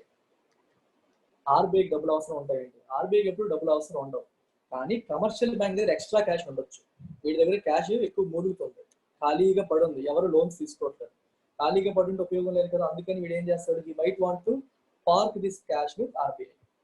అంటే RBI దగ్గర కమర్షియల్ బ్యాంక్స్ డిపాజిట్ చేయొచ్చు కావాలంటే. అలా డిపాజిట్ చేసినప్పుడు ఏం చేస్తుంది ఆర్బీఐ, ఏం చేస్తుంది, ఆ డిపాజిట్ చేసే మెకానిజం ఏంటి, ఆర్బీఐ వీళ్ళ దగ్గర నుంచి ఆ గవర్నమెంట్ సెక్యూరిటీస్ ని కొడుతుంది అన్నమాట.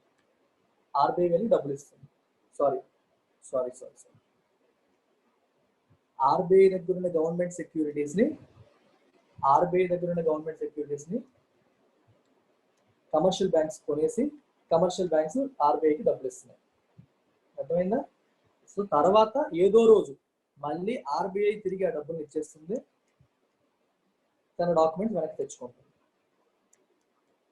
ఈ మధ్యలో కమర్షియల్ బ్యాంక్స్ ఆర్బీఐకి డబ్బులు ఇచ్చాయి కదా, సో కాబట్టి దీనికి కొంత వడ్డీ కలుపుతుంది. మరి ఈ వడ్డీ దేని బట్టి డిసైడ్ చేస్తారు? రివర్స్ రెపో బట్టి. మీకు డెఫినేషన్ చెప్తే ఎలా చెప్తారు? Reverse repo rate is the rate at which commercial banks lend money to reserve bank of India. Reserve bank of ఇండియాకి అప్పు ఇచ్చినట్టు కాదు, బేసికల్గా డిపాజిట్ చేసినట్టు. అలా మీరు ఇలా చెప్పొచ్చు, reverse repo rate is the rate at which reserve bank of India pays to commercial banks when they deposit their excess cash with RBI. బ్యాంకుల దగ్గర ఉన్న ఎక్స్ట్రా క్యాష్ ని రిజర్వ్ బ్యాంక్ ఆఫ్ ఇండియాలో డిపాజిట్ చేస్తే దానిపైన reserve bank of India pay చేసే వడ్డీయే reverse repo rate. బ్యాంకులకి డబ్బులు అవసరమై రిజర్వ్ బ్యాంక్ ఆఫ్ ఇండియా దగ్గర అప్పు తీసుకుంటే దానిపైన బ్యాంకులు రిజర్వ్ బ్యాంక్ పే చేసేదే రెపో రేట్. బ్యాంకులు రిజర్వ్ బ్యాంక్ పే చేస్తే రెపో రేట్, రిజర్వ్ బ్యాంక్ బ్యాంకులకి పే చేస్తే రివర్స్ రెపో రేట్. అది అర్థం. క్లియర్?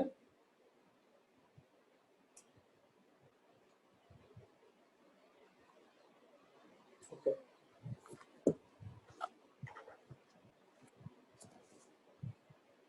నెక్స్ట్ లాస్ట్ రాయండి. Which one is more? నువ్వే చెప్పు, నేను ఆన్సర్ చేయను, నువ్వే ఆన్సర్ చేయి. సాయిరామ్, రెపో ఎక్కువ ఉంటుందా రివర్స్ రెపో ఎక్కువ ఉంటుందా? సాయిరామ్ చెప్తాడు. భవానీ శంకర్, రివర్స్ రెపో ఎందుకు ఎక్కువ ఉంటుందో చెప్పు, నువ్వు రీజన్ చెప్పు.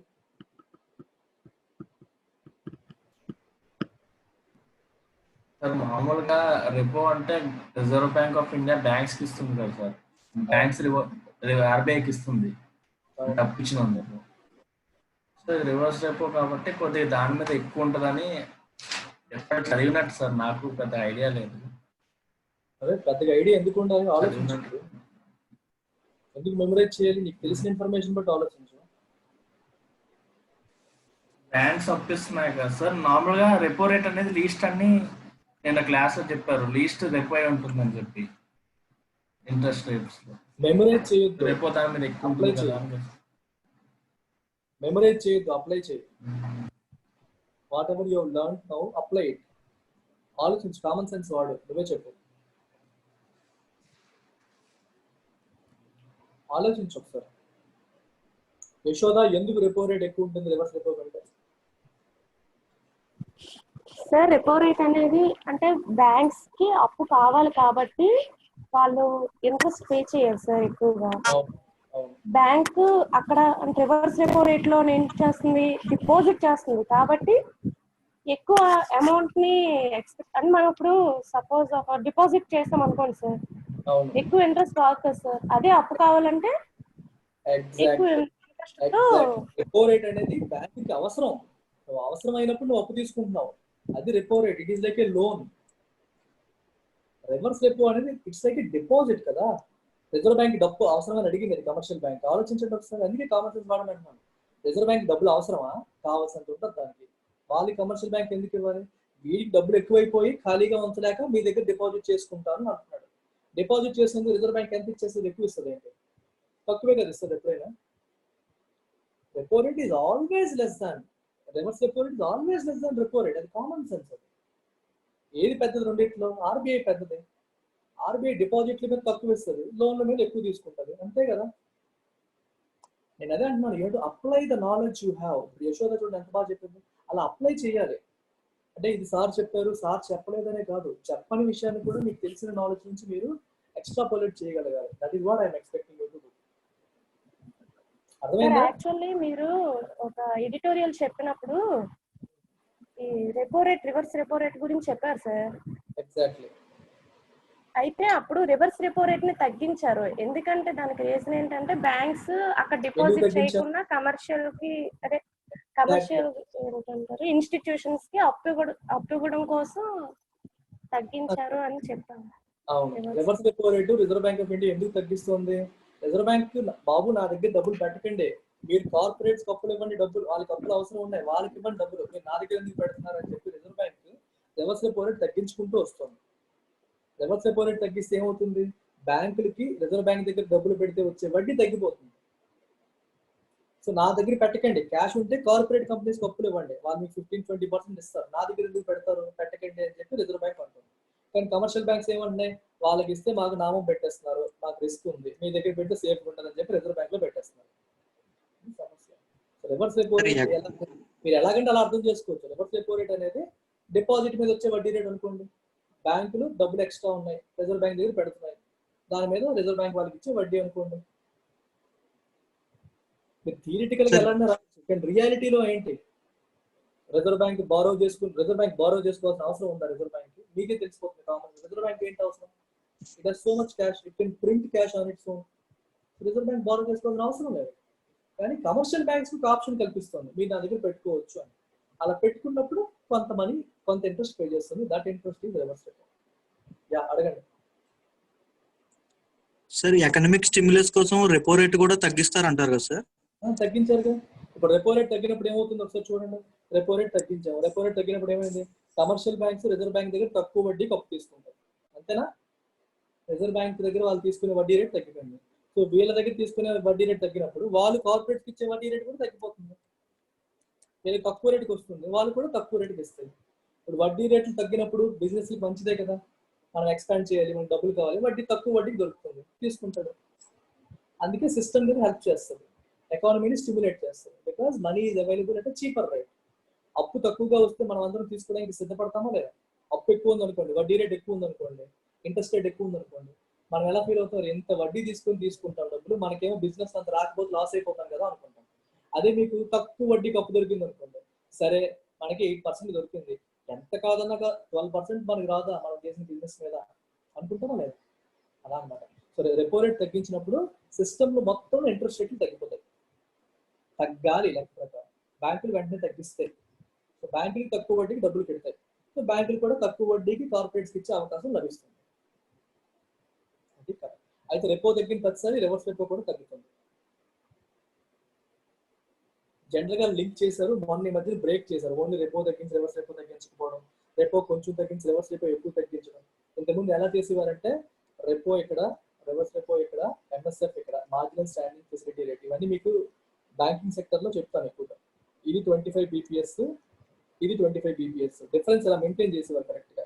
అంటే రెపో మీకు 4 ఉంది అనుకోండి, రివర్స్ రెపో 3.75, ఎంఎస్ఎఫ్ 4.25, ఇలా మెయింటైన్ చేసేవారు. రెపో ఎప్పుడు మారినా రివర్స్ రెపో మారిపోయేది, ఎంఎస్ఎఫ్ మారిపోయేది. ఇప్పుడు ఏం చేస్తారంటే రెపో కంటే రివర్స్ రెపోని ఎక్కువ తగ్గిస్తారు ఒకసారి. సో ఈ రెండింటి మధ్య గ్యాప్ పెరిగిపోయింది.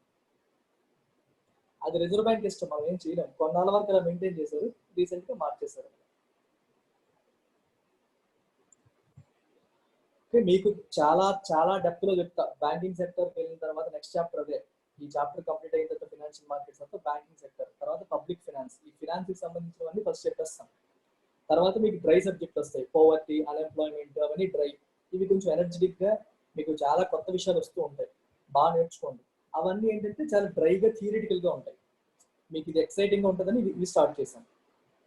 రకరకాల పేర్లు వస్తాయి, ఎలా మనకి చాలా డౌట్లు ఉంటాయి. స్టాక్ మార్కెట్ ఏంటి, బాండ్ మార్కెట్ ఏంటి, ఇది ఏంటి, అదేంటి, మీకు మిగిలిపోయిన డౌట్లన్నీ క్లియర్ చేసేయచ్చు, మీరు ఇంట్రెస్ట్ చూపుతారని చెప్పి నేను స్టార్టింగ్ ఈ చాప్టర్ పెట్టాను.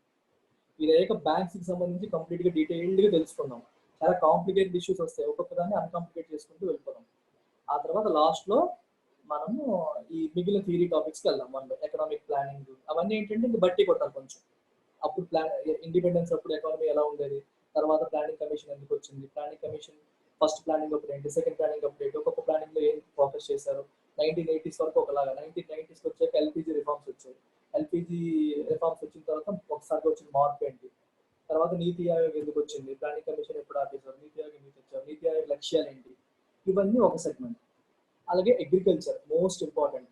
ఇండియాలో అగ్రికల్చర్ లో అసలు ఇండియన్ అగ్రికల్చర్ పరిస్థితి ఏంటి, సో గవర్నమెంట్ స్కీమ్స్ కిసాన్కి, అంటే మనకు రైతులకి ఎటువంటి స్కీమ్స్, గవర్నమెంట్ స్కీమ్స్ అందుబాటులో ఉన్నాయి, అగ్రికల్చర్ ఇన్కమ్, రైతుల యొక్క ఇన్కమ్ పెంచడానికి గవర్నమెంట్ చేస్తున్న పనులు ఏంటి, అలాగే ఇండస్ట్రీ, ఇన్ఫ్రాస్ట్రక్చర్, ఒక్కొక్క టాపిక్ వెళ్తాం. సో ప్రస్తుతానికి ఇది కొంచెం కాంప్లికేటెడ్ ఉంటుంది కాబట్టి మీకు టైం పడుతుంది అర్థం కావడానికి. So that's why I'm going slow. So ఇవాళకి ఇక్కడికి ఆపేస్తాను. The only thing left in this is money market mutual fund. అదొకటి రేపు చెప్తాను. రేపు చెప్తే దాంతో మెజారిటీ అయిపోతాయి, మనీ మార్కెట్ వరకు అయిపోతుంది. ఆ తర్వాత మళ్ళీ మ్యూచువల్ ఫండ్స్ ఉంది, తర్వాత మనకి క్యాపిటల్ మార్కెట్లోకి వెళ్ళిపోతాం. క్యాపిటల్ మార్కెట్ అయిపోతే ఈ చాప్టర్ అయిపోయినట్టు. ఓకే, రెగ్యులేటరీ ఏజెన్సీస్ ఆర్బీఐ గురించి లైట్ గా టచ్ చేస్తాను ఇందులో. మీకు బ్యాంక్ సెక్టర్ లో రిజర్వ్ బ్యాంక్ గురించి చాలా డీటెయిల్డ్ గా వెళ్తాం మనం. క్లియర్? రివిజన్ చేసిన ఒకసారి రివిజన్ చేస్తాను. లాస్ట్ 5 minutes రివిజన్ కదా మనకి. సో ఫస్ట్ ఇవాళ నేర్చుకుంది ఏంటి? Cash management bill. Cash management bill అంటే అర్థం ఏంటి? It is an alternative to T bill. T bill అనేది 91 days, 182 days, 364 days. Cash management bill ఏమో లెస్ దాన్ 91 days కి ఇష్యూ చేస్తారు. ఎందుకు? టీ బిల్స్ అనేవి ways and means advances provisions కింద వెళ్ళిపోయాయి. So there is a restriction on how many T bills government can issue. So cash management bill కి it can issue them at discretion, at will issue చేయొచ్చు. And they are for a period less than 91 days. They carry all the characteristics as T-bills. And they are issued at discount, redeemed at face value. They can be traded. Investment into cash management bills is also considered under SLR. ఇవన్నీ common గా tea bills కి ఏవైతే characteristics ఉన్నాయో అన్ని characteristics CM bills కి కూడా ఉన్నాయి. Done. తర్వాత మనం నేర్చుకుంది కమర్షియల్ బిల్. కమర్షియల్ బిల్ ఏంటంటే when an organization buys goods from another organization, instead of paying money it can issue ఒక ట్రేడ్ బిల్ ఇష్యూ చేయొచ్చు. అంటే 3 నెలల తర్వాత అది మీరు రిడీమ్ చేసుకోవచ్చు అని చెప్పి ఇష్యూ చేస్తారు. ఇప్పుడు ఏ కంపెనీ అయితే గుడ్స్ అమ్మిందో, వస్తువులు అమ్మిందో, వాళ్ళు ఈ ట్రేడ్ బిల్ ని they can submit to any commercial bank. ఏదైనా బ్యాంక్ కి సబ్మిట్ చేసి they can take a bill of exchange are commercial bill తీసుకోవచ్చు. ఆ బ్యాంక్ ఏం చేస్తుంది? 3 నెలల తర్వాత నాకు 100 కోట్లు వస్తాయి. So it can issue some money like 95 crores, 96 crores discount చేసి కొంత మనీ వీళ్ళకి ఇచ్చేస్తాయి. 3 నెలల తర్వాత ఈ బ్యాంక్ ఆ ఇంకో కంపెనీ గూగుల్ దగ్గరికి ఎవరి దగ్గరికి వెళ్ళి తీసుకుంటుంది అనమాట. This is commercial bill. Commercial bill concept ఇది. కమర్షియల్ బిల్ తర్వాత మనం కాల్ మనీ, నోటీస్ మనీ తీసుకుంటాం. Notice money, call money, term money ఇవన్నీ ఏంటి? Inter bank money market. ఒక బ్యాంక్ ఇంకో బ్యాంక్ దగ్గర అప్పులు తీసుకోవడానికి ఉన్న మార్కెట్ మనం call money, notice money, term money అంటాం. 1 day తీసుకుంటే కాల్ మనీ, 2 to 14 days తీసుకుంటే notice money, more than 14 days up to 3 months తీసుకుంటే టర్మ్ మనీ అంటాం. తర్వాత repos and reverse repos. Repo is the rate at which banks borrow money from Reserve Bank of India. But in reality, they don't actually borrow. They sell their securities to Reserve Bank of India with an agreement to repurchase them at a later date at a higher rate. వాళ్ళ దగ్గర ఉన్న government securities అమ్మేసి తర్వాత మళ్ళీ later date లో ఎక్కువ rate పెట్టి తిరిగి రీపర్చేజ్ చేయడం కోసం చేసుకున్న అగ్రిమెంట్ రెపో రేట్ అంటారు. రెపో అగ్రిమెంట్ అంటారు. Reverse repo is the opposite of it. Whenever banks have excess cash, they can park that money with Reserve Bank of India. ఆ money reserve bank of India దగ్గర పెట్టినప్పుడు reserve bank of India దగ్గర ఉన్న government securities ని ఇవి తీసుకుంటాయి, కొనుక్కొని మళ్ళీ రిజర్వ్ బ్యాంక్ ఆఫ్ ఇండియా తిరిగి వాటిని రీపర్చేజ్ చేసుకుంటుంది. అలా రిజర్వ్ బ్యాంక్ ఆఫ్ ఇండియా తన దగ్గర క్యాష్ పెడుతున్నాయి కదా banks. So reserve bank of India దానికి కొంత ఇంట్రెస్ట్ రేట్ పే చేస్తాయి. That interest rate is called reverse repo. Reverse repo rate is always less than repo rate. That's about it. Thank you. Let's stop it here.